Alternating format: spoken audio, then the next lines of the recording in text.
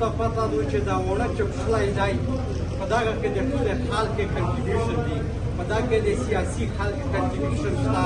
په دا کې د پرس کلب د صحافیون دی په دا کې د مشر د کشر دا چې وي شریک پښله ژوند تراوي په یو ځای باندې ژوند تراوي څوک برداشت کولی نه شي د دغه ګډ سپورټ دا دی چې موږ په اتفاق اتحاد دي تاسو ته پته ده چې څو موده مخکې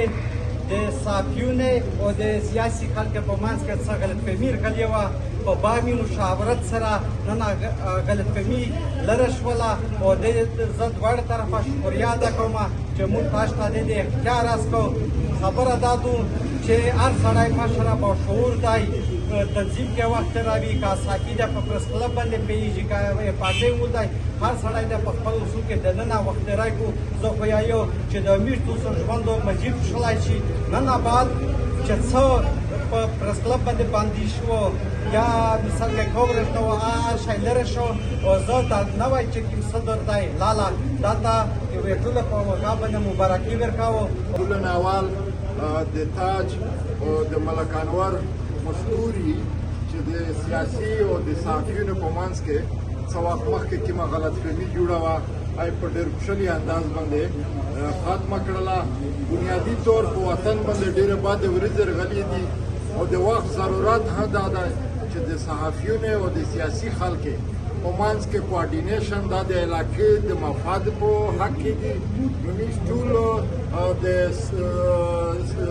وانا پریس کلب چې کوم نوی کابینټ جوړ دی هلته د ټولو سیاسي خلکو د طرفه د دې صدر شهزاد وزیر او جنرال سیکرټري عرفان خان او ټولو کابینټ ته مبارکباد بیایي او په نن نه بعد د موږ په منځ کې چې څه غلطفهمي وه هغه ختم دو د وزیرستان د دغه خورې د پورو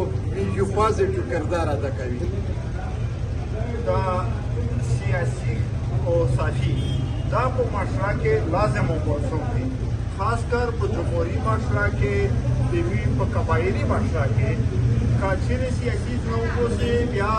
صحافي نشي چلېدلی ځکه چې احتجاج یې ددای کنه بیان یې ددای پریس کانفرنس یې ددای کوریج یې ددای که دا ځنه لرې کې بیا د ویز صحافیونو یعنی نامکمل دي صحافت نشي ریپورټینګ مشکل وي نو که صحافي ځنه لرې کې بیا سیاسي خلک دا مشکلات دي چې دوی ته بیا کوریج څوک ورکوي د دوی اوازو اعلی مقام ته څوک رسوي مسلو څرنګه حل کېږي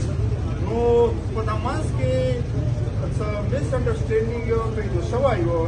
نو موږ د انوار او د تاج خاص کر د دوی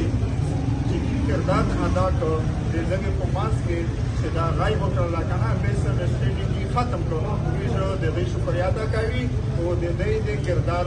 تعریف کوي